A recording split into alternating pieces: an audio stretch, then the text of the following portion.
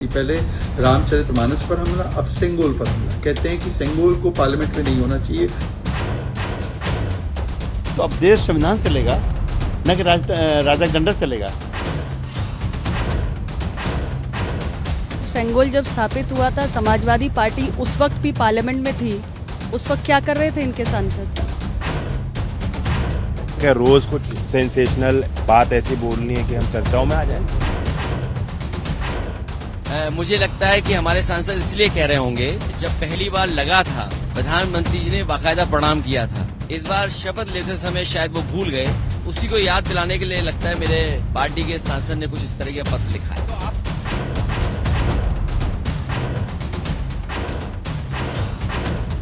संसद में सेंगोल पर संग्राम 18वीं लोकसभा में भी आ गया।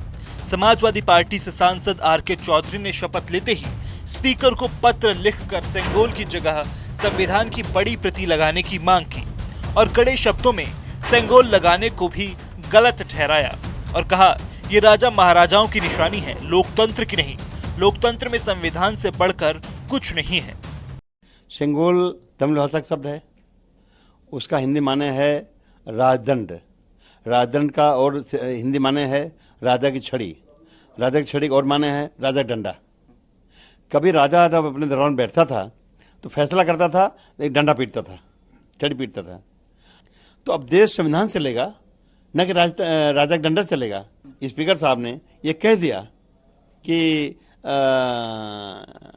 इमरजेंसी लगी थी कांग्रेस टाइम में, अभी वो भूले नहीं। तो आर.के. चौधरी चूकने वाले नहीं हैं। ये जो सेंगोल का टॉपिक है, इसको निश्चित तौर पर हम हंगामा के साथ उठाएंगे और मेरा मानना है कि अगर लोकतंत्र बचाना है तो सेंगोल को हटाना है। संसद पर सेंगोल हटाने को लेकर बीजेपी ने सपा सांसद आर.के. चौधरी को देश की संस्कृति और रामचरितमानस के अपमान की याद दिला दी। साथ ही एक बार फिर बीजेपी को सेंगोल में नेहरू की याद आ गई। बीजेपी प्रवक्ता शहजाद पूनावाला सब कुछ बोले, मगर ये नहीं बताया कि आर.के. चौधरी ने सेंगोल की जगह जो संविधान की प्रति लगाने की मांग की है, उस पर बीजेपी का क्या कहना है। पार्टी भारतीय संस्कृति और भारतीय इतिहास पर हमला करने से कभी नहीं चूकती। पहले रामचरितमानस पर हमला, अब सेंगोल पर हमला। कहते हैं कि सेंगोल को पार्लियामेंट में नहीं होना चाहिए क्योंकि ये राजा का दंड है। भाई, राजा का दंड था तो नेहरू जी ने क्यों स्वीकारा? और ये भारतीय संस्कृति, तमिल संस्कृति का एक बहुत बड़ा हिस्सा है। क्या ये तमिलनाडु का अपमान नहीं है? क्या डीएमके इस अपमान को स्वीकारता है? ये वही मानसिकता है जिसने सेंगोल को कई वर्षों तक वॉकिंग स्टिक बनाकर रख दिया था।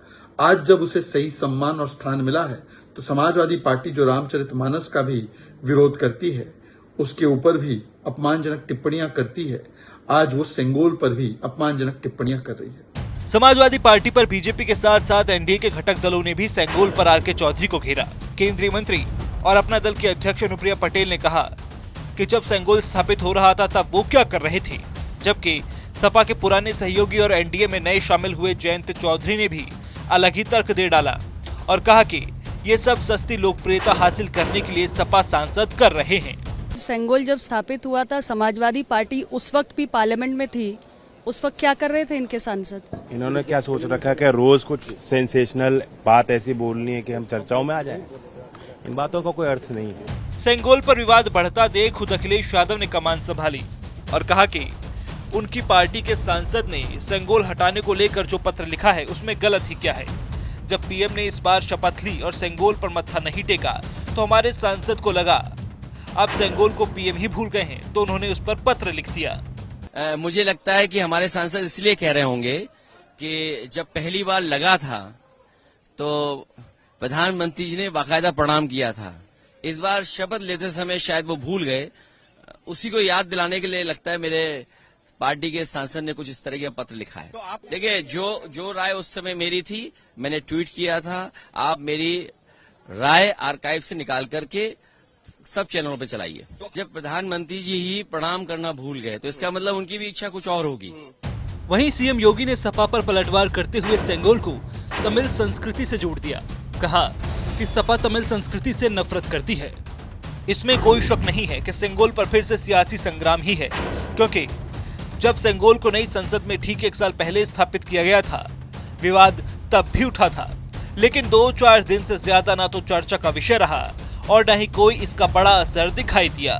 अब जब सपाई खेमे से सेंगोल पर नया विवाद उठाया गया है, उस पर सवाल यह है कि आखिर सेंगोल पर संग्राम क्यों?